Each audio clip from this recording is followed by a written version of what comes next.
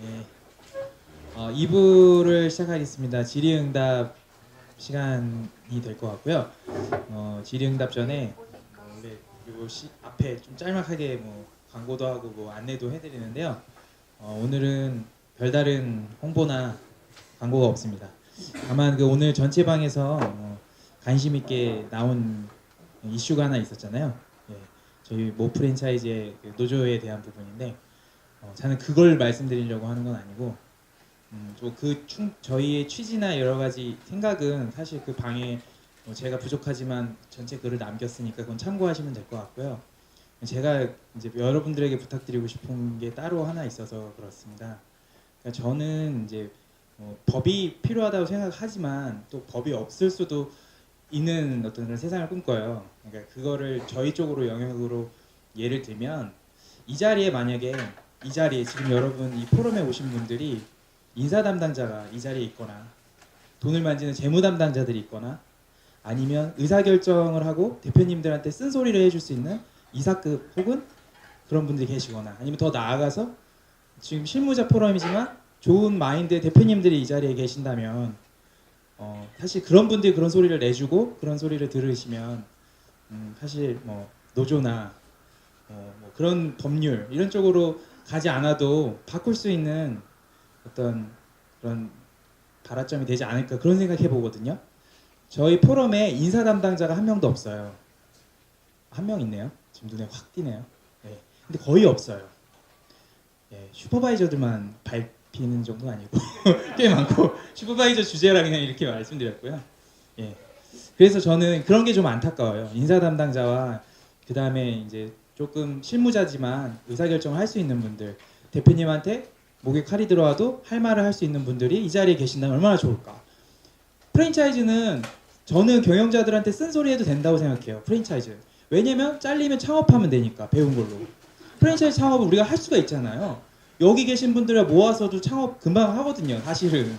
그렇기 때문에 저는 쓴소리를 할 수 있는 실무자들이 저희 포럼에 더 많이 왔으면 좋겠다는 생각으로 오늘 그 노조에 그 활동하고 계시는 분의 마음 아픈 그 의견에 대한 대안을 그냥 말씀드립니다. 그래서 여러분들 회사에 인사 담당자, 재무 담당자 전혀 포럼에 관심 없는 거 다 알고 있어요.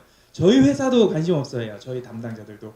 근데 여기 계신 분들은 인사 담당자들이야말로 재무 담당자들이야말로 포럼에 와서 이렇게 좀 얘기를 듣고 소통하는 그런 기회를 가지라고 좀 권유해 주시길 부탁드리는 마음에 말씀드려봤습니다. 소두가 길었습니다.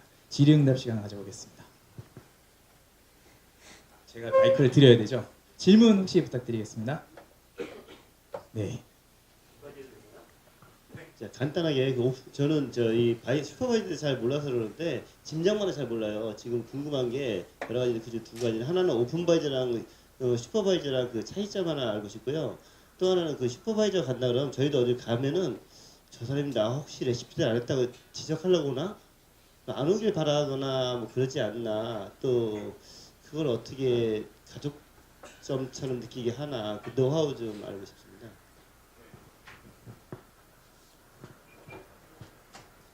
일단 오픈바이저와 슈퍼바이저로 구분을 하는데요. 이거는 약간 회사 방침에 따라 조금씩 틀려요.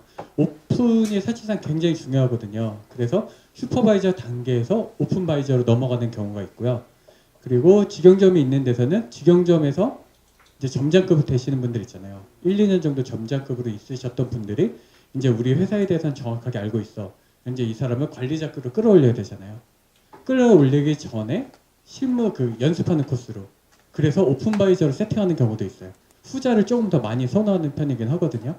왜냐면 우리 브랜드를 설치하려고 하면 우리 브랜드에서 가장 잘 알고 있어야 되는 부분이기 때문에 그런 쪽으로 되어 있고 어쨌든 슈퍼바이저가 오픈바이저보다 약간 좀 상위 개념? 왜냐면 이거는 오픈바이저는 오픈에 많이 편중되어 있으니까. 근데 이론적으로는 좀 다르게도 봐요. 이론적으로 봤을 때는 개설팀에서 개설을 해오고 그럼 오픈바이저들이 오픈을 해주고 오픈바이저가 그 내용을 매장 히스토리라고 하잖아요. 그걸 만들어서 다시 슈퍼바이저한테 넘기는 거. 근데 실상 우리가 프랜차이즈 이 규모상으로 봤을 때는 그 과정을 다 관리하기가 힘들어요. 그래서 그 인력 관리도 힘들기 때문에 현장에서는 그냥 슈퍼바이저가 오픈바이저도 다 하고 근데 제가 있었던 경우에는 이제 매출이 어느 정도 이제 유지되기 때문에 슈퍼바이저가 혼자 그걸 다 컨트롤하기 힘들기 때문에, 그리고 제가 오픈을 나가서 여기 목 매달고 있으면 다른 매장이 빵꾸가 나잖아요, 흔히 말해서. 그래서 그걸 커버하려고 슈퍼바이저 한 명 밑에 두 명의 바이저를, 오픈 바이저를 파견해 줬어요. 그래서 저는 이 매장 가서 오픈 바이저한테 지시를 해주고 저는 빠져서 다른 매장을 둘러봤어요. 그리고 말씀하신 것처럼 가맹 점주님들이 이제 뭐 가족처럼, 가족점이라는 표현도 그래서 많이 쓰거든요. 그래서 그분들이 나를, 슈퍼바이저를 좋아하는 방법은 간단해요. 답은 하나예요. 매출 올려주면 되거든요. 그래서 어쨌든 인사는 아까 제가 디스크라고 간단하게 말씀드렸지만, 그래서 그 성격별로 처음에 그렇게 접근을 해야 돼요. 주도적인 분들한테 똑같이 주도적인 그 사람이 가게 되면 바로 스파크해요. 서로 힘겨루게 하거든. 또 반면에 소심한 사람이 가면은 아예 점주님한테 끌려다녀요. 그럼 본사가 이제 만만해서 본사 절대 안 따라오거든요. 그러니까 그런 성향별로, 예를 들어서 그런 데는 사교적인 분이 가야 돼요. 사교적인 분들은 그 주도적인 분들이랑 똑같이 좀 행동이 많이 빠르세요. 그러니까 말이 얘기가 잘 돼. 그리고 부침성이 좋거든요. 그렇게 접근하는 방법이 있고, 그리고 이분들은 결정이 되게 빠른 분들이기 때문에 예를 들어서 소심한 사람이 가게 되면 결론 낼 거를 미리 가져가는 거예요. 그래서 이러니까는 차 떼고 포 떼고 해서 이거니까 결정하시죠. 그렇게 접근하는 방법들이 있어요. 사실은 근데 그거는 어쨌든 개개인들의 센스가 사실 조금 더 좌지우지 되는 것 같아요. 그런 부분에 대해서는. 그리고 데이터를 먼저 들이미는 것도 좋은 방법일 거예요. 그러니까 돈 벌 수 있다는 걸 제가 말씀드렸잖아요. 그거를 말로 하면 신뢰가 안 가니까 직영점이 그래서 필요한 거예요. 이렇습니다. 그러면 따라올 수밖에 없을 것 같아요. 제 경험상은. 지금에 아니요. 그거는 58문항 54문항인가 네, 테스트지를 하면 아까 그 보셨던 그래프처럼 DISC라고 나와요. 그래서 그래프가 세 가지로 다 유형이 구분되는데, 내가 태어날 때 성격, 행동 유형이라고 보면 되는데 성격이라고 이해하셔야 돼요. 태어날 때 성격, 그리고 내가 학습적으로, 내가 사회적으로 만들어진 내 성격, 그 다음에 세 번째 그래프는 최종적으로 내가 어떻게 행동하는지. 근데 사람이 어쨌든 그게 달했을 때, 내가 어떤 한계점에 몰렸을 때는 태어났을 때 성격. 예를 들어서 우리가 머리 굉장히 나쁜 친구가 있어요. 근데 이 사람한테 암만 공부시켜도 성적 안 올라가는 거 아시죠? 똑같아요. 그건 안 바뀌는 거예요. 그냥 이 사람은 그냥 이런 거야. 그래서 이렇게 행동을 해야 되는 거예요. 그래서 그렇게 그 행동별로 이렇게 맞는 사람들을 이렇게 배치하면 돼. 그리고 저 같은 경우에는 그거를 모바일에서 담았어요. 그러니까 휴대폰을 보면은 저희 구글 설문지 하는 거 있잖아요. 그것처럼 이렇게 하게 되면 그렇게 한 장짜리 페이지로, 사실은 이거는 전문 그 강사분들, 저도 그 과정을 했지만 그렇게 하는데 되게 오래 걸려요. 설명해 드리는데 워크숍에도 가끔가다 이제 추천 그 자리 나오는데 하루짜리예요. 그리고 팀 문화에 활용하는데 좋고, 점주님이 가맹점 직원들 상대하기 되게 힘들잖아요. 제가 점주님들 상대하는 것처럼 점주님도 가맹 우리 직원들 교육이나 훈련 시켜야 되거든요. 점주님들이 제일 답답해하는 게 뭐냐면, 얘는 일이 늘질 않아요. 그분은 주로 이제 주도적이고 행동이 빠르신 분들이거든요. 근데 이 사람은 행동 자체가 원래 느려요. 근데 이 느린 사람들이 나쁜 게 아니라 이 사람들은 그 대신 충성심이 되게 강해요.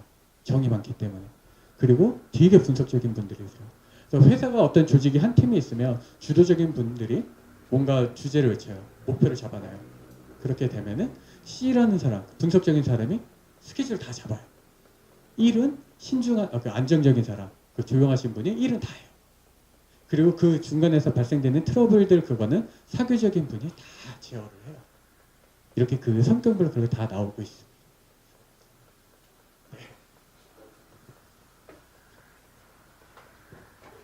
강사님께서 또 말씀 중에 그 슈퍼바이저는 가맹점 사업자의 자립을 목표로 한다는 말씀이 엄청 와닿는 것 같습니다. 질문을 드리면 지금은 또 브랜드마다 좀 차이는 있겠지만 제가 근무할 때는 오픈할 때는 뭐 작게는 100만 원에서 많게는 500만 원의 어떤 총지를 받는 경우가 관행적으로 이루어졌고, 슈퍼바이저가 또 방문할 때 작게는 10만 원에서 작으면 5만 원에서 많으면 10만 원.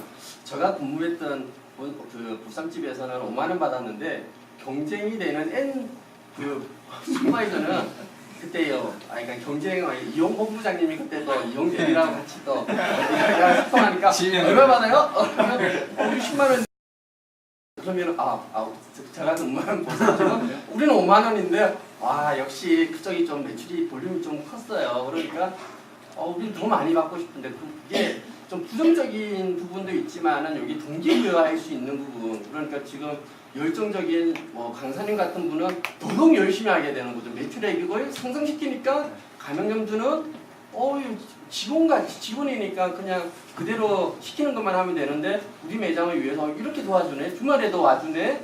또 그걸 바라고 또 주말에 또 방문하는 슈퍼바이저도 있어요. 그래서 그런 촌지 문화에 대해서는 또 강사님은 어떻게 하시는지 또 본사에 근무를 했을 때는 촌지 엄청 많이 받았을 것 같은데 어떻게 진행했는지 궁금합니다.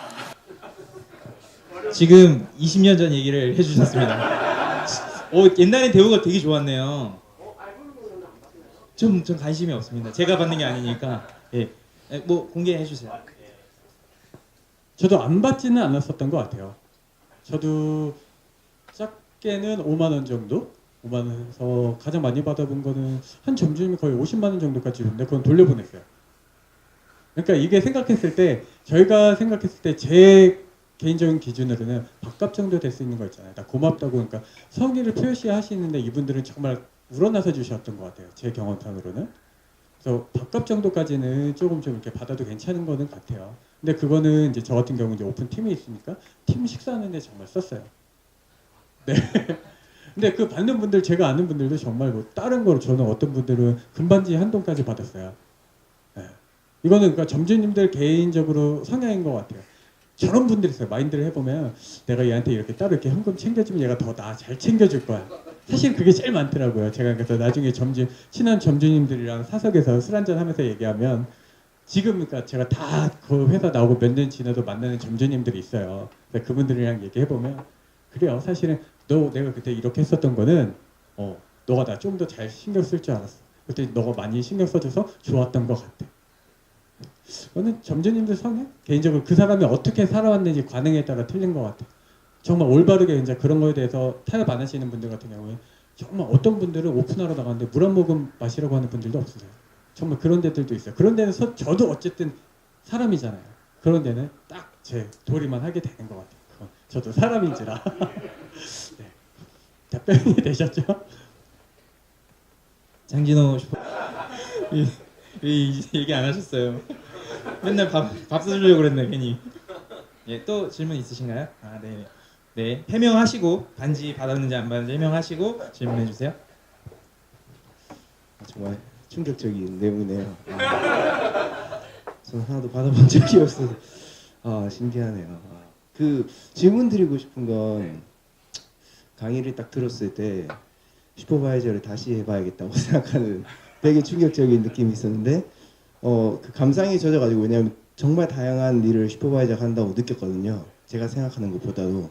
근데 지금 조금 시간이 지나서 10분 정도 지났지만 좀 이성적으로 생각해서 그 슈퍼바이저가 담당하는 매장이 한 명당 20개 그리고 많게는 50개, 60개도 되는 슈퍼바이저가 있는데 예. 근데 그걸 한 달에 20일의 영업일을 가지고 매장을 5번을 가야 되는데 지금 말씀해 주셨던 세무 그리고 1년 플랜을 짜고 점주를 만나서 이 내용에 대해서 기본 상담을 하는데 그 안에서 이 계획을 어떻게 하셨는지 확인하고 이 대화를 이끌어 나가는 게 모든 게 이루어진다는 건 이제 실제 슈퍼바이저들한테는 정말 그냥 물리적 시간으로 봤을 때는 한 20시간 정도 일해야 되는 시간이라고 생각하면 슈퍼바이저의 삶과 질은 그러니까 보상이 가능한 건지 그리고 만약에 그걸 포기할 수 있다면 지금 이제 대표님처럼 이렇게 활동하신 분들 같은 경우에 이걸 이끌 수 있을 만한 보상이 어떤 게 있으셔서 이렇게 하셨는지에 대한 게 저는 되게 궁금합니다. 네. 그런 걸 효율적으로 할 수 있게 도와주려고 국민재 대표님 같은 분들이 나서신 거 아닌가요? 네, PPL 좀 넣습니다. 촌지 주셔야 됩니다. 네. 어쨌든 그 질문 주신 그 내용 중에 그 가장 중요한 포인트는 대표님 있잖아요. 각 브랜드의 대표님이 선택과 집중인 거예요. 그러니까 돈을 벌 수 있는 건 여러 가지가 있는데 제가 있었던 곳 같은 경우에는 개점 수익보다는 관리 수익에 좀 더 초점을 두신 거예요. 왜냐면 내가 확장 정책으로 해서 이렇게 확 크고 프랜차이즈 존속 기간이 5년 몇 개월인가 그런 것 같아요. 브랜드 존속 기간이. 제가 있었던 데는 아시겠지만 거의 몇십 년 단위까지 올라가죠. 그러니까는 이 사람이 내 브랜드를 성장 목표를 어떻게 잡고 있느냐가 중요해요. 예를 들어서 그 한 사람이 50개, 60개 갖고 있었던 브랜드, 제가 알고 있는 분들도 되게 많아요. 특히 그렇게 제일 많이 하는 데가 주류 업종이 제일 많이 그러거든요. 얼마 유지될까요? 네. 그 브랜드들은 그래서 제가 아는 뭐 브랜드가 몇 개인지도 모르겠어요. 저도 아시는 분 만났는데 회사가 계속 바뀌는 거예요. 계속 그렇게. 그래서 성장이 없어요. 손익이 안 나니까 자꾸 새로운 브랜드 만들어서 개점 수익으로 옮기고 개점 수익으로 옮기고 그런 문제들이 조금 있습니다. 그래서 그런 회사는 약간 좀 골라서 가시면 되시고 제가 그렇게 저는 제 사비 들어서 교육 많이 받았어요. 저는 제 목표 때문에 그런 거예요. 제가 아까 서두에 말씀드렸던 것처럼 비전에 대해서 뭐를 갖고 있느냐가 중요해요. 그래서 양질의 슈퍼바이저들 관리하거나 그러려고 하면 인터뷰 보잖아요. 우리 입사할 때 인터뷰 볼 때 그런 비전을 명확하게 갖고 있는 거예요.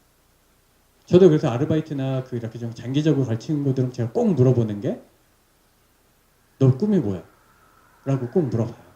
그래서 목표가 있는 애들은 힘들고 그래도 다 해요. 자기가 알아서. 그래서 요즘엔 솔직히 그게 이제 힘들거든요. 왜냐면 급여 테이블을 워낙 낮춰놨기 때문에 선택하기 힘든 부분인데 거기서도 내가 정말 같이 갈 친구도 오래 할 친구를 만들어야 되겠다. 실력 있는 애들 만들어야 되겠다. 그렇게 되면 급여를 올려야 되는 거예요. 그리고 저 같은 경우에도 전에 있던 회사를 나오게 됐었던 거는 저도 어쨌든 서운한 게 있어서 그렇게 된 게 사실은 맞아요. 어쨌든 여기서 공개하는 건데 제가 회사에 그러니까 제 목표 매출 대비로 해서 상당한 더 그걸 냈어요. 그리고 어쨌든 대표님들 많이 말씀하시잖아요. 성과급 내가 이 정도 하면 내가 보상을 해줄게. 근데 대부분은 없으세요. 아시잖아요. 다들 이제 업계에 있으셨으니까. 저도 그랬어요. 저도 제가 목표대로 굉장히 솔직히 많이 올려놨어요. 근데 제 수중에 들어온 게 좀 그랬죠. 그래서 회의가 들고 그래서 저는 가맹 점주님들도 어쨌든 매출 2배까지 신장을 시켜드렸고 폐점했다는 매장 최고 매출도 다 기록해드렸고 거기서 일단 스스로 돈의 목적을 둔 게 아니고 저는 제 만족감에 좀 뒀었던 거죠. 힘들어도 내가 버틸 수 있었던 거는 내가 목표를 세운 거 달성해 가는 거. 대부분은 그렇지 않고 저는 약간 좀 일에 대한 그런 게 있어서 그랬었던 것 같아요. 그래서 다 통용되는 건 아니고 저니까 그랬던 것 같아요. 저는 목표를 갖고 있어서. 네. 목표가 있어서 이렇게 로봇처럼 움직였다 이 말씀하신 거죠? 네. 20개 매장을 그냥 이런 식으로. 사실 통상적으로는 15개 정도가 네, 알겠습니다. 아, 50개 관리하는 매장 얘기도 들어봐야 되는데 이거 또 질문 있으실까요? 네. 네.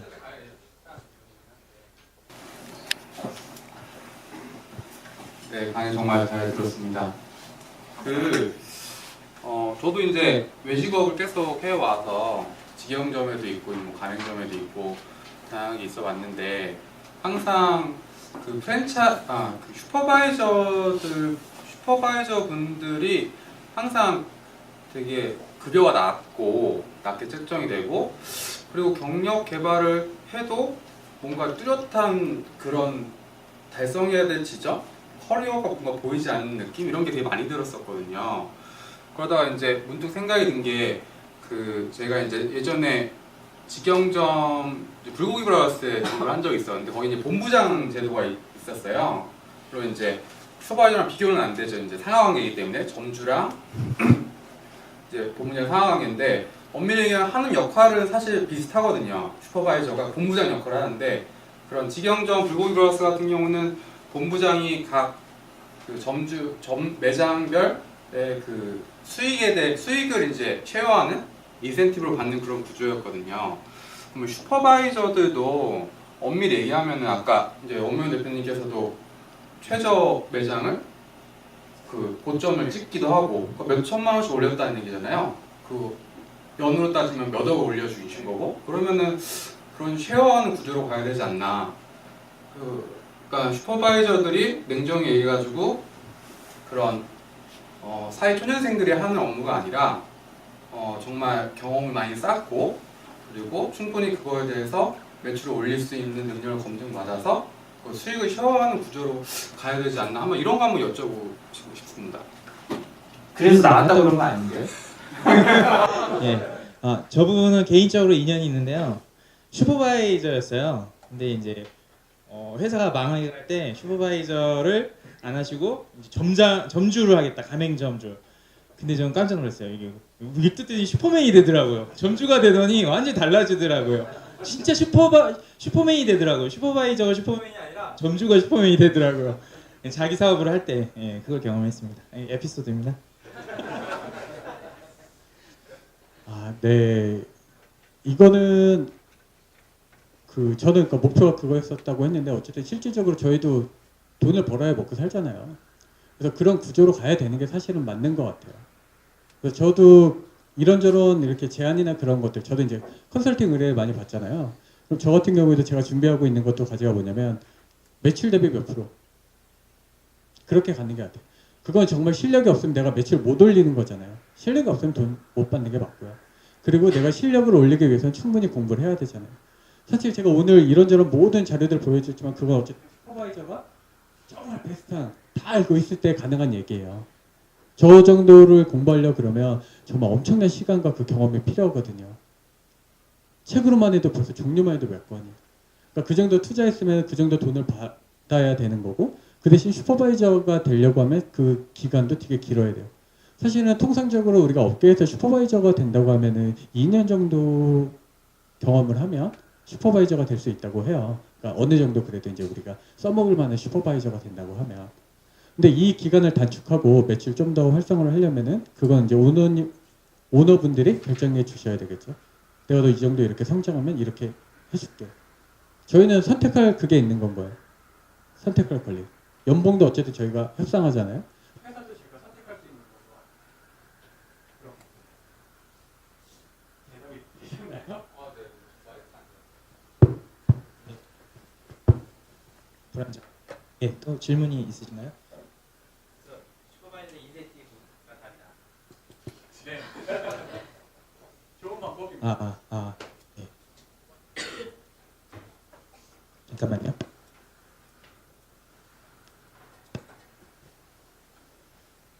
또 질문 있으신가요?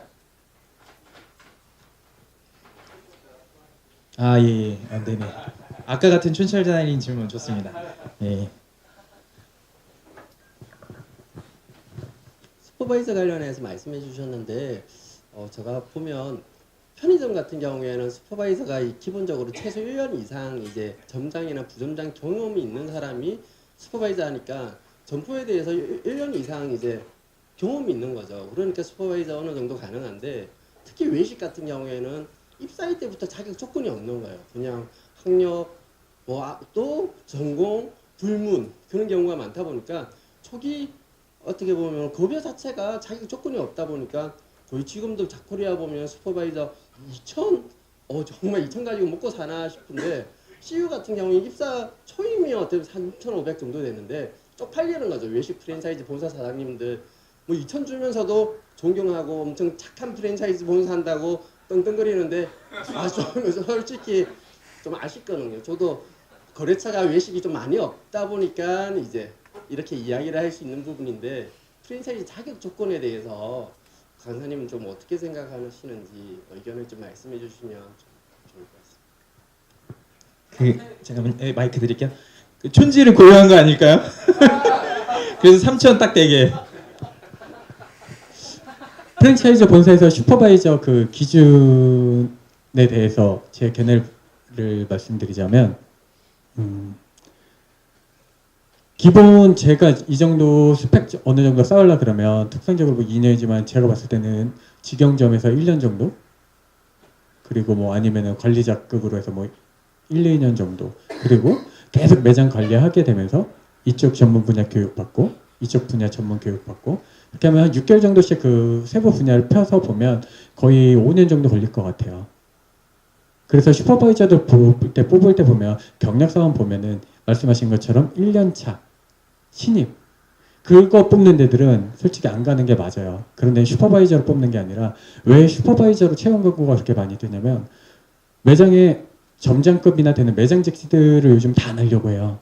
그래서 안 하려고 하는데 젊은 친구들이 슈퍼바이저라고 하면 내가 매장에 있을 때 보면 슈퍼바이저 와서 보면 뭔가 있어 보이거든요.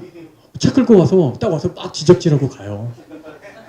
그러니까 멋있어 보여. 어린 친구들을 보니까. 그러니까 그 사람들을 고용하기 위해서 너 여기서 1년 근무하면 슈퍼바이저 시켜줄게 해요. 근데 막상 그 친구들이 막상 해보니까 야, 나 본사에서 데리고 갈 것 같은 느낌 전혀 안 들거든요. 그럼 3개월이에요. 그 친구들 빠져나가는 게. 그러다 보니까 본사에서도 자꾸 당신들이 잘못하는 생각은 안 하시고 계속 악순환인 거예요. 아, 또 언제 그만둘지 모르는데 내가 얘한테 굳이 급여를 줘야 돼? 계속 낮아진 거예요. 그러니까 슈퍼바이저들도 오래 있으면 보상이 되거나 그런 부분이 있어야 되는데 보상이 없어요. 그러니까 이 사람들이 장기 근속을 하질 않는 건 거예요. 그래서 어쨌든 그 부분은 그렇고 급여 정도는 그래도 5년 정도 있어야 되니까 거의 말씀하신 것처럼 뭐 3천 이상에서 그 이상급 아니면은 예를 들어서 뭐 3천이라고 예를 들어서 커트라인을 잡았다면 거기서 매장당 인센티브. 제가 몇 년 전에 저한테 제안 들어왔었던 게 뭐냐면은 거기서 이제 프랜차이즈 시작을 한 지 몇 년 됐었던 회사였어요. 그래서 매출 대비 몇 프로 네가 관리하는 매장에 있는 전체 전 이제 가맹관리부 맡는 거였으니까요. 가맹관리팀에서 전체 거기서 0. 몇 프로 더 줄게 했어요. 그런 쪽으로 되면 조금 더 연봉에 대해서는 세팅이 가능할 것 같습니다. 네. 네, 질문 또 있으실까요? 네. 자, 먼저 하고 되겠습니다. 제가 마지막에 질문 특성상. 혹시 피날레를 장식하시려고? 예, 피날레는 아니고요. 그 아까 그 행사 같은 거 하잖아요. 매 슈퍼바이저 역할을 자기가 거기를 살리는 거니까 행사를 하는데 아까처럼 전혀 뭐 말 안 듣는 그 딱딱한 사람이 있어요. 예를 들어서 아 나 그거 다 해봤어. 젊은 애가 뭐라고 내 이 나이니까 안 해본 게 뭐 있겠어. 뭐 이런 경우도 있고 하긴 하는데 거기서 좀 손 좀 흔들려고 했더니 아 이렇게 흔들고 막 이런 점주가 있어요. 인사라 그러면은 내가 돈이 없어서 너한테 인사하냐 이런 표정으로 그냥 억지로 인사하는 분들이 계세요. 그런 분들을 바꿔야 되는 건지 아니면 슈퍼바이저 대신해 줄 수는 없는 거잖아요. 그렇죠? 그래서 그런 부분에 대해서 이 시기별로 그 행사를 했을 때 시기별로 이 매출 성과가 차이가 나는 건지 아니면 슈퍼바이저의 능력인지 그게 솔직히 궁금해요. 다른 질문하신 거 아니에요? 네. 그러니까 그런 사람까지는 변화시킬 수 있는 게 시기상으로 맞아떨어지면 그런 사람 이 사람이 시킨 대로 하니까 되네 이렇게 되는 건지 시기가 아니라 그 슈퍼바이저 능력에 따라서 그런 사람을 변화시켜서 적재적소에 딱 올리게 할 수 있는 건지 그게 궁금해요. 연기 맞으시죠? 아까 한 거. 거의 실제 같았어요. 일단 저도 제가 슈퍼바이저만 이제 9년을 했었으니까 그런 사례가 정말 있죠. 그래서 저도 진짜 제가 생각해도 저 뒤에 뒤돌아서 막 쌍욕할 그런 점주님들 계셨어요. 그래서 그분 두 분이 계신데 전 그 두 분도 다 제 편 만들었어요. 저는 처음에 뭐냐면 행사를 본사에서 잡았는데 비용이 좀 나가는 행사였어요. 절대 반대 말씀하신 것처럼 좀 격하게 표현해서 너 꺼져 했어요. 나 너랑 얘기하고 싶어. 니네 사장이랑 얘기할 거니까 너는 가. 나는 슈퍼바이저 필요 없어. 그래서 그분이랑 얘기했어요. 저는 좋습니다. 점주님 아니면 요번에 행사비 제 사비 될게요. 본사 돈이 아니라 사비 될 테니까 안 되면은 제가 비용 지불하는 거고 되면 점주님 그 대신 더블로 내세요. 제가 이겼습니다. 그리고 또 다른 점주님도 점주님 그럼 제가 술 한번 살게요. 그러고 맥주 호프이 아니에요. 제가 진짜 비싼 술 한번 사드릴게요. 한번 해보실래요? 저도 먹고 살자고 하는 거고 점주님 잘 되라고 하는 건데 점주님이 저를 못 믿으면 그럼 간판 내리고 가시라고. 근데 그분들은 실질적으로 그래요. 그분들의 간판 내리고서는 못 가요. 그렇잖아요. 내가 여기 투자한 게 있으니까 못 갈 거 아니까 저도 그냥 지르는 거예요. 아니면 제가 사직 이거 정리하게 해드릴 테니까 바로 가시라고. 제 말 안 들을 거면 저랑 내기하실래요? 마실래요? 어쨌든 그렇게 해서 저는 그 점주님들 사로잡았었고 그런데 그래도 안 되는 그 성격 자체가 모든 매사에 불만인 점주님들이 있어요. 저도 그런 분들이 있는데 이분들은 행사나 그런 문제가 아니라 그분들은 잘라야 되는 건 거예요. 왜냐면 점주 그 일부 회사에서 저런 게 있어요. 점주 평가라는 게 있는 거였거든요. 그때 그 점주님들을 그때 가려내는 게 가장 좋아요. 말씀하셨던 그런 점주님들은 이 사람은 뭘 해도 부정적이고 문제는 그 사람만 문제가 되면 모르는데 가맹 점주협의회를 그분들이 만들어요. 정말 그분들이 만들어요. 막 그 안정적으로 돌아가는데 그분들이 막 이상한 문화를 만들거든요. 그래서 그분들이 막 이상한 조직을 만들어서 결국은 회사가 힘들게 되거든요. 그런 데는 FM대로 가는 거예요. 계약서 위주로 가야 돼요. 계약서 준수 안 하는 경우가 많거든요. 계약서 준수 안 하면 그렇게 잘라가는 거예요. 너가 내 말 안 들어서가 아니라 계약에 준했는데 너는 계약서가 네. 네. 그런 분들은 계약서를 움직이는 거예요. 왜냐면 계약서대로 안 가는 게 사실은 서로가 좋아요. 좋자고 하는 거니까. 그리고 우리가 법 아래 어차피 계약서가 이루어지거나 그런 거잖아요. 그러니까 계약서는 약간 솔직히 무시하거나 그런 것도 있는데 그런 분들은 그냥 FM대로 해서 그 수밖에 없는 것 같아요. 계약서대로 처리하시면 될 것 같습니다. 예, 마지막으로 질문 드리기 위해서 다른 분에게 묻겠습니다. 예, 또 질문 있으실까요? 예. 질문 있으세요? 예. 네. 네, 강의 잘 들었습니다. 슈퍼바이저의 말씀해주신 것처럼 핵심 그 역량이 매출을 올리는 거라고 말씀해주셨는데 경험하셨던 것들 중에 뭐 시기별로, 뭐 월별로 어떤 행사를 하니까 조금 효과가 좋으셨는지 말씀해주시면 감사하겠습니다. 네, 협적으로 이루어지는 게 사실 맞아요. 왜냐면 그 회사의 연차라는 그 축이 하나가 생기고 예를 들어서 뭐 1년차, 2년차, 3년차의 축에 한번 걸리고 그 다음에 걸리는 게 상권 지수, 그 지수 그 그래프라는 게 또 걸리고 그 다음에 점주님 성향이나 그 매장에서 성공했던 사례, 실패했던 사례 그 부분이 중요하게 걸리는데 하나를 하기는 월별로는 어차피 계절로 다 움직여요. 예를 들어서 봄 같은 경우에는 화분을 많이 드렸어요. 예를 들어서 얼마 이상 구매하시는 분들한테는 화분 나눠드리는 거 그거 있었을 때 봄에 맞춰서 했기 때문에 뒤에 고객분들 반응은 좋았었고 근데 이거는 객수 증가나 뭐 매출 위한 그 목표가 아니었기 때문에 결과는 성공적이었지만 어쨌든 큰 그 행사에 대해서는 그게 없었었어요. 실적은. 그러니까 말씀드리는 거는 행사의 목적이 매출인 거냐 그거에 따라 다 틀리거든요. 근데 뭐 LSM 중에서 했었던 거는 월별로는 워낙 좀 틀리고 제가 전에 했었던 브랜드에서는 어쨌든 여름에 냉면을 했어요. 여름 냉면 행사 몇 월에 해야 될까요? 자, 예를 들어서 그냥 우리 냉면 행사 언제 해야 돼요? 네, 7, 8월이죠. 거기는 4월에 해요. 왜 그러냐면 행사나 제가 그래프를 보여드렸던 거는 미리 해야 되는 건 거예요. 미리. 7월에 다 팔릴 때 하면 벌써 늦는 거예요. 우리 매장은.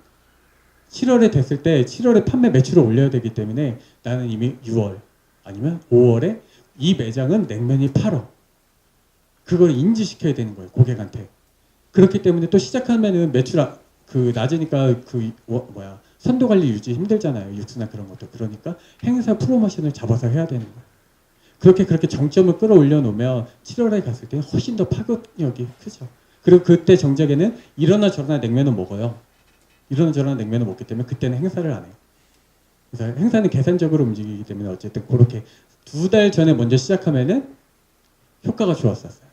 그리고 또 다른 사례로 하면은 단골 잡는 행사. 단골 잡는 행사로 좋은 게 뭐냐면 제가 있었던 데는 고가가 아니었으니까 저가로 하게 되면 사람들이 생각할 때 비싼 거를 싸게 팔아야지 그 효과가 있는 거잖아요. 그래서 사람들이 현금 대신에 특히나 비싸다고 하는데 할인 행사 그런 거 말고 뭘 하면 이 사람들이 호기심을 가질까 했었다가 저는 금가루에 초점을 맞췄어요. 그래서 금소주 있잖아요. 금소주 원가로 그 금을 푸는 거로 하면 한 병에 500원 정도 들어가는데 500원 정도 넣었을 때 첫째 잔을 따랐을 때 한 잔에 가득 채워요. 표면에. 그걸 LSM으로 한 거예요. 그냥 세트 메뉴에다 묶었죠. 그래서 뭐 예를 들어서 누구 데리고 왔을 때 그거 한 병을 서비스로 준다거나 아니면 이거는 뭐 세트 메뉴로 해서 고가로 해서 팔거나 그렇게 했었을 때 단골 많이 잡았어요. 단골 분들이 와서 나 누구 데리고 왔는데 이거 한 병만 줘. 아니면 내가 이거 돈 주고 사갈게. 그렇게 해서 저는 1차 상권에서는 매출보다는 단골 잡는 데 효과가 있어요. 그러니까 매출에만 너무 행사에 집착하는 게 아니라 목표가 다른 거예요. 행사는 객수냐 아니면 정말 매출이냐 아니면 신메뉴 홍보냐 그렇게 좀 움직여 주셨으면 좋겠습니다. 질문 없으실 것 같아서 저도 하나 질문하겠습니다. 지금 회사에 소속되어 있지 않아서 편한 마음으로 질문하겠습니다. 슈퍼바이저 하시면서 가장 좋았던 부서 그리고 가장 꼴보기 싫었던 부서를 그 이유와 함께 얘기해 주세요. 솔직하게요.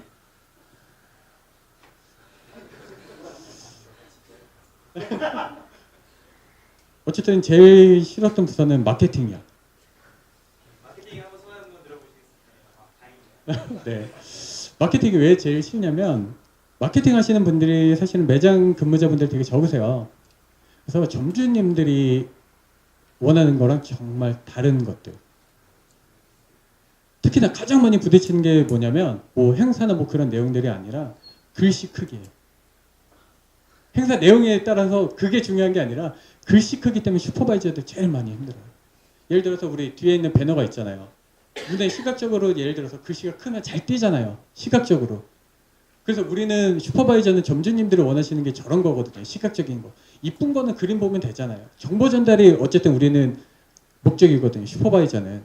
매장에서 필요한 건 정보 전달인데 디자인, 마케팅, 뭐 디자인이랑 마케팅을 같이 묶을게요. 디자인 하시는 분들은 이쁜 걸 찾아요. 그래서 점주님들이 원하는데 자꾸 글씨 작게 만드는 거예요. 왜냐하면 컴퓨터 모니터로 보면 이쁘거든요. 그래서 디자인이랑 글씨 키워줘. 디자인적으로 안 돼. 그래서 그렇고 마케팅 같은 경우에는 행사를 잡는 게 매장 현실, 매장은 할인율 되게 많아요. 그리고 예를 들어서 요즘에는 다 개별 결제하잖아요. 거기다 스마트폰으로 또 결제하잖아요. 5사람이 한꺼번에 오피스가에 오면 다 개별 결제예요. 사람들 줄 서 있는데 할인 행사나 그런 걸 잡으면 한 사람 하고 할인하고 찍어야 되죠. 할인하고 그걸 5사람 처리하는데 막 2, 3분씩 걸려요. 나이 드신 분들은 5분 걸려요. 뒤에 손님들 쫙 줄 서 있고. 그런 현실과는 약간 좀 다른 그런 현장에 와봐서 그분들이 해봤다면 적어도 그런 행사는 안 잡을 거거든요. 그래서 그 부서들이 사실은 제일 싫었고요. 뭐 제일 뭐 좋은 부서라고 하면 네 슈퍼바이저 빼고 하면 물류 쪽? 네, 물류 쪽도 사실은 많이 싸우기도 하거든요. 근데 슈퍼바이저를 가장 지원해 줄 수 있는 거는 또 물류였던 거예요. 왜냐면 물건 빵꾸 났잖아요. 발주 안 돼. 그 점주님 막 전화 와요. 막 한밤중에도 전화 와서 막 이래저래 막 처음에 좋은 말로 해주세요 하다가 이제 나중에 이제 거친 말까지 나오세요. 막 그러면 해줄 수 있는 거는 물류밖에 없거든요. 근데 이제 물류에서 해결해 주면 다 그렇습니다. 네. 저 한 가지만 더 질문할게요. 이거는 뭐 복잡한 거 아닙니다. 그 슈퍼바이저가 하는 일들을 얘기해 주셨는데 좀 정리하는 느낌으로 그러면 이제 좋은 슈퍼바이저가 되기 위해서 어떤 역량들을 갖춰야 되는지에 대한 거를 좀 심플하게 설명해 주시면 좋을 것 같습니다. 네, 슈퍼바이저와 여러 가지 다 중요하긴 해요. 근데 가장 중요한 거는 어쨌든 점주님을 설득해야 되잖아요. 점주님을 설득해야 하고 교육을 해야 되기 때문에 서비스 교육. 그러니까 예를 들어서 CS 과정 있잖아요.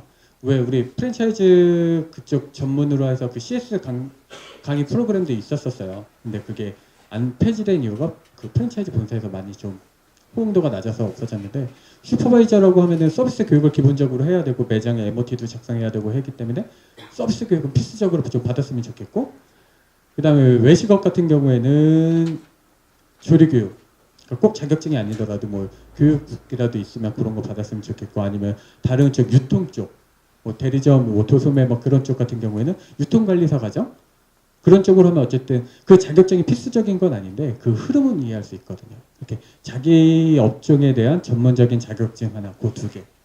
그 다음에 이제 3번째로 되자고 하면은 인사노무세법, 그런 약간 법률적인 거. 특히 그 중에서 이제 노무법. 그게 가장 큰 이슈고 점주님들 가장 궁금해하는 건 것 같아요. 그 다음에 또 꼽으라고 하면 말씀드렸던 디스크. 점주님들 상대하는 그 스킬이 생기거든요. 왜냐면 사람이 제일 힘든 게 그거예요. 사람 관리하는 거. 그 정도만 하면은 좀 괜찮은 슈퍼바이저? 나머지는 직영점에서 근무하면 다 해결될 것 같습니다. 마지막 질문은 강의 잘 들었고요. 그 굉장히 이제 디테일 뭐 좋은 사연을 많이 남겨주셨는데 결국은 이제 여기 오신 분들이 기억에 남으려면은 요약이 필요하거든요. 네. 그리고 또 슈퍼바이저가 결국은 또 행동을 해야 되잖아요. 네. 그래서 그런 차원에서 슈퍼바이저는 결국 매장을 가야 되는데 그럼 가기 전에 이거는 꼭 준비해라. 2번째, 갔을 때 이거는 꼭 보고 이런 대화는 꼭 나눠라. 3번째, 방문했으면은 이거는 꼭 본사에 전달을 해라. 이것만 요약해서 해주십시오. 너무 긴가요? 너무 긴데요? 핵심만. 너무 긴데 제가 지금 질문 막 섞여서 그런데 네. 일단 가기 전에 준비해야 될 거는 뭔가 하나를 슈퍼바이저는 그날 갈 때 무조건 주고 와야 돼요. 무조건 주고 와야 되는데 저 같은 경우에는 매출을 가져갔어요. 매출이 뭐냐면 이달 흐름. 예를 들어서 요즘에는 다 서식 걸려서 예를 들어서 일주일치 매출 보면 이달에 달성할 매출 예상할 수 있잖아요. 거기다 뭐 연간까지 할 수 있으니까. 그래서 이달에 달성할 이달 월말에 달성할 예상 매출을 가져가요. 그래서 점주님 이달에 제가 보니까 매출을 달성할 것 같아요. 수고하셨어요? 또는 점주님 제가 보니까는 지금 이달 매출 목표 대비 90%밖에 안 될 것 같아요. 그럼 점주님 뭘 해야 될까요? 제가 지난번에 그래프 드렸잖아요. 한번 꺼내보세요. 그래서 행사를 잡아드리려 갈 것 같아요.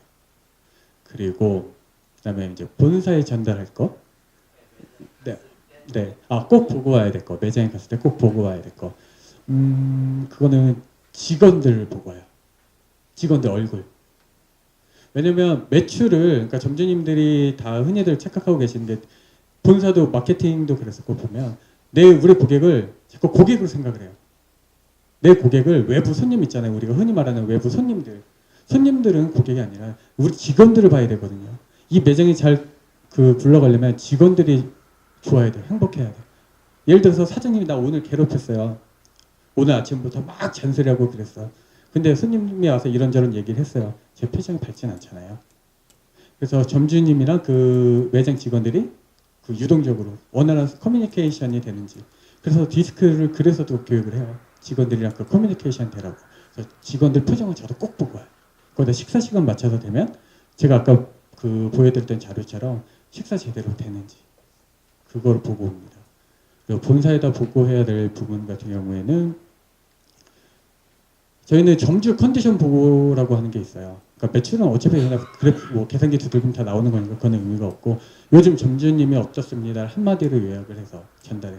점주님이 예를 들어서 긍정적이십니다. 뭐 아니십니다. 뭐 건강이 안 좋습니다. 그렇게 한마디로 딱 요약해서 그런 쪽으로 좀 전달합니다. 컨디션.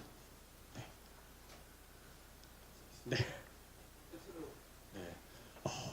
오늘 지난번에 와서 염려했던 대로 다 어쨌든 슈퍼바이저가 어느 소속에도 끼치기 힘들고 또 숫자만 갖고 노는 그 집단이라서 걱정한 대로 어쨌든 예상이 그대로 나왔어요. 다 다른 분들이 그러니까 내 분야가 아니시라서 다 어려운 얘기 저 사람 앞에 나와서 뭐 하나 그런 거에서 지금도 뭐 제가 강의를 하고 있는데 이해 안 되시는 분들이 굉장히 많으셨을 거예요. 근데 어쨌든 우리 프랜차이즈에서 우리를 이끌어가는 그 슈퍼바이저라는 애들이 이런 일들을 하고 있구나만 그냥 알아주셨으면 그래도 복잡한 것들도 애들이 다 하고 있구나 그 정도만 좀 이해해 주시고 우리 각 회사에 돌아가셨을 때 슈퍼바이저가 힘든 부분이 되게 많거든요. 적점이 고객과 아니면 점주님들과 다 직접적으로 사람 관리하는 게 제일 힘든데 저희도 감정 노동자예요. 그러니까 슈퍼바이저 보시면 따뜻한 말 한마디만 해주셨으면 제 오늘 이 강의가 보람될 것 같습니다. 돌아가시면 슈퍼바이저들 보시면 따뜻한 격려 한마디 부탁드리고 오늘 힘든 자리에 참석해 주셔서 감사드립니다. 감사합니다. 디자이너 마케터들 조심하시고요. 감기 조심하시고요. 예, 간단히 마지막 선물 저희 있거든요. 이따 가실 때 이거 하나씩 가져가시면 되고요. 저희 상품권이 있습니다. 니뽕네뽕 상품권 2장이랑 그 다음에 3장인가요? 니뽕네뽕 상품권 3장이랑 그 다음에 치킨 플러스 3장. 예, 3장인데 오늘 처음 오신 분들 한번 손 들어보실래요?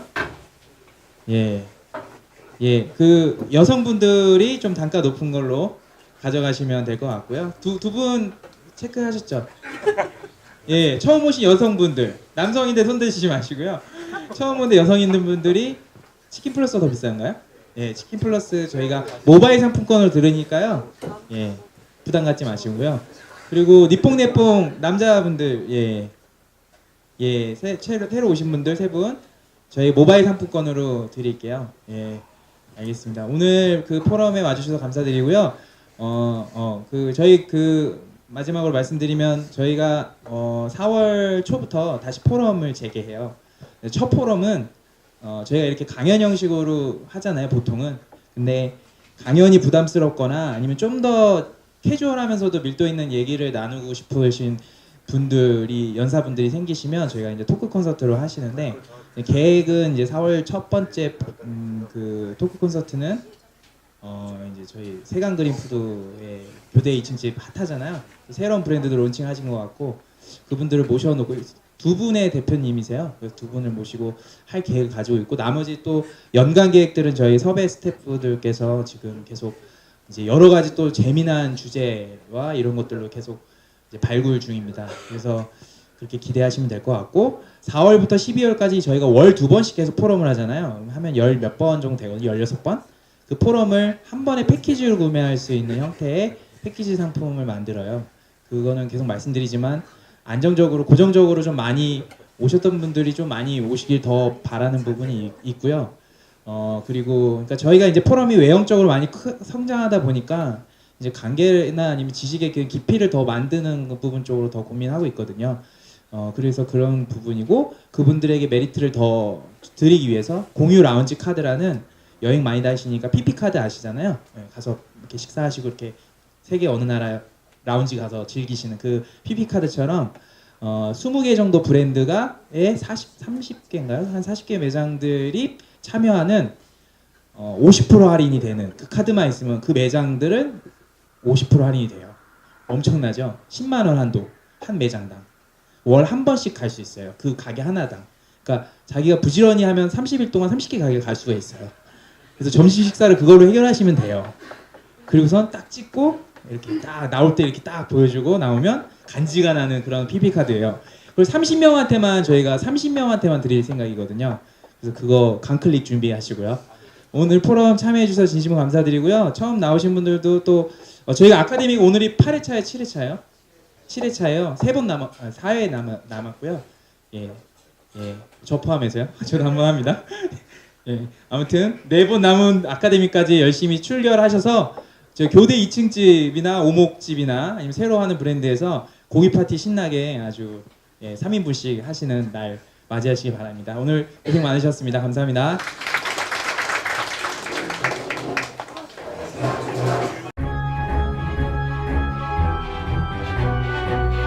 팬텀 프랜차이즈 팬텀 FC는 공유 FC 아카데미 시즌 2의 새로운 이름입니다. 이번 공유 FC 아카데미는 더욱 강력해졌습니다. 11명의 실무자 지식 나눔이 프랜차이즈 산업의 아름다운 지식 하모니가 되어 널리 퍼질 것입니다. 팬텀 FC는 프랜차이즈 시스템, 컨설팅, 점포 개발, 인테리어, R&D, 마케팅, 슈퍼바이징, 해외 마케팅, 정부 지원 사업, 합동조합 프랜차이즈, 전략기획 등 11개의 전문 파티로 나뉘어 2018년 초 여러분 곁을 찾아갑니다.